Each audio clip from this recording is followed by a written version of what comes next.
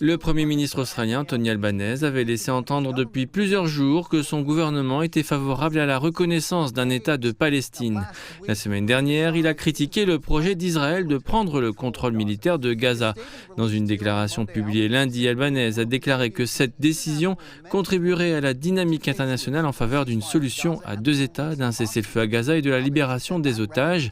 Il a précisé que cette reconnaissance serait subordonnée aux engagements pris par l'autorité palestinienne envers son gouvernement, notamment que le Hamas ne participerait en aucune manière à la création d'un futur État.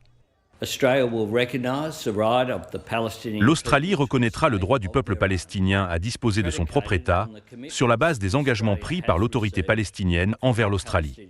Nous travaillerons avec la communauté internationale pour faire de ce droit une réalité.